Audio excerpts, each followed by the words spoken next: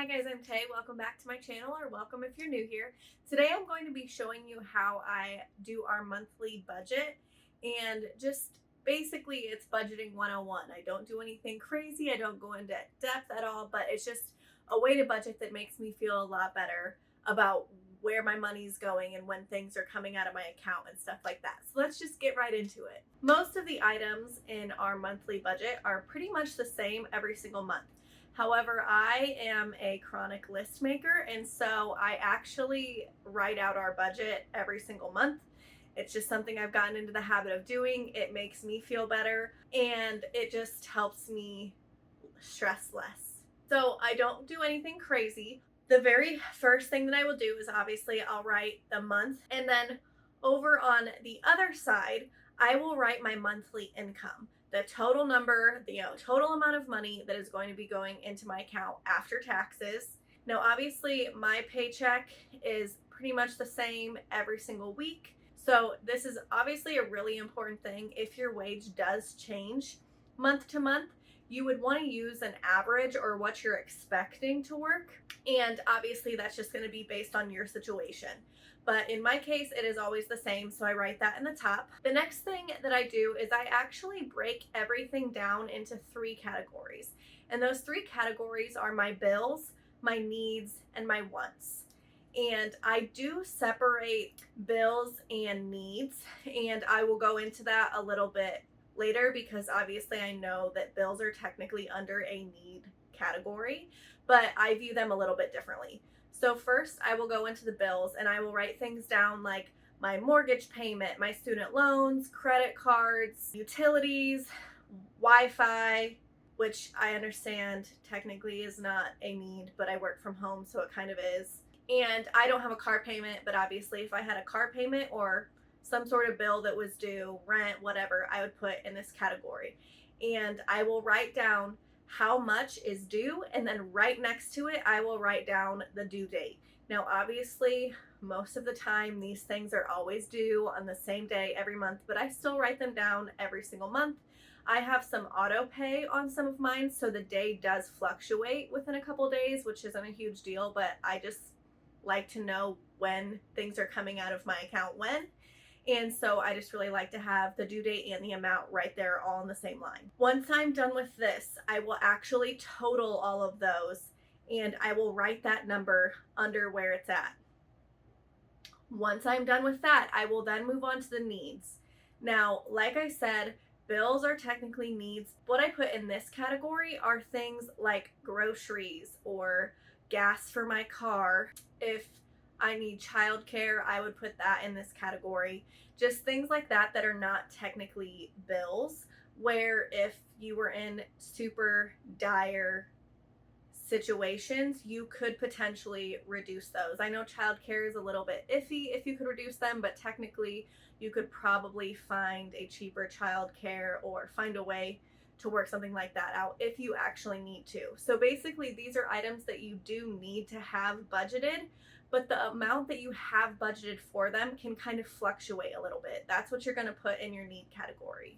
The last category that you're going to have is obviously your wants category. Now, this is going to be items like your Netflix subscription, your Amazon Prime subscription. I mean, if I go through mine, I have, Hulu, Discovery Plus, Disney Plus, all the things, all the subscriptions. I also have things like the editing software that I use to make these videos, I put in this category, and the Canva subscription I put in this category. Just things where if money was going to be tight, I could immediately go in and I know that these items are items that I can just get rid of today and not have to worry about it, and I get that amount of money back. I will be able to put that amount of money back into my budget. So again, like you did with the first category, once you get your needs all written out, you're going to add up just those needs and you're going to write that number underneath.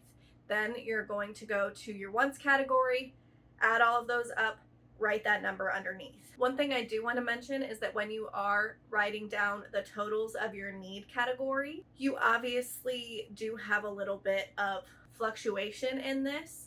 So I typically budget $300 a month for groceries for me, my husband, and my daughter. That's around $75 a week in groceries. And there are times that we go a little bit over that, and then there's times that I just skip going to the grocery store and we eat whatever in the cabinet for a week, and so we kind of, it evens itself out. And so that is what I use, is I just put $300 in there, and then I don't do a zero budget, and so there is a little bit of fluctuation at the end. Same with gas. I don't typically have to fill my car up that often because I work from home, but if there's a month where I do have to go into the office more often than I'm used to, or we're running more errands, that will fluctuate a little bit. So I do just an average over the last few months, and then if I notice that that is not meeting the need after over a few months time, I will adjust it accordingly. So once I have all of those categories done, I will actually go to the very bottom and I will add all three of those categories together. Then obviously I take that number, I subtract it from the number at the top, which is the amount of money going into my account, and then the remainder is how much extra money I have that month. So what I will do, especially because I do have some debt that I'm trying to pay off, is I do give myself $100 a week. That is just flex money. So that's if we want to go out to eat, or if I see something on Amazon I want to buy, or whatever. That's the number that works for me. Obviously, you can go up or down, whichever you choose. I don't always spend the whole $100, and then sometimes I do go over the $100. So I don't do a super strict budget. However, if that is something that you need, then that's your choice. That's obviously something that is totally up to you. But I subtract $100 a week from our remaining total. And then the money that is left, I will typically allocate to one of my debts, or something that I'm trying to pay off, like my student loans, or when I had my car payment, I would throw extra money on my car, just whatever it has. So I do this with the fact that I do have money in my savings account. I do have an emergency fund. And so if something has happened where I've had to dip into the emergency fund, I do bulk up the emergency fund back up to where I feel comfortable before I start throwing that extra money towards anything else. Now, obviously, if you do get to the bottom of this page and the amount of money that you are paying towards things is more than that number that you wrote at the top of the page, then something on this page needs to change. You either need to spend less money in the wants category by getting rid of subscriptions, or maybe, you get a little bit more strategic with your grocery spending or something like that. And like, obviously the goal is to not be spending more money than you have coming in. And that, in my opinion, is budgeting 101. So I know that was seriously just a super basic, bare bones type of budgeting. If you need something more strict, I'm probably not your girl, because I don't do a super strict budget. I just like to know when things are coming out, have somewhat of an organized system, especially, like I said, because I do get paid every other week.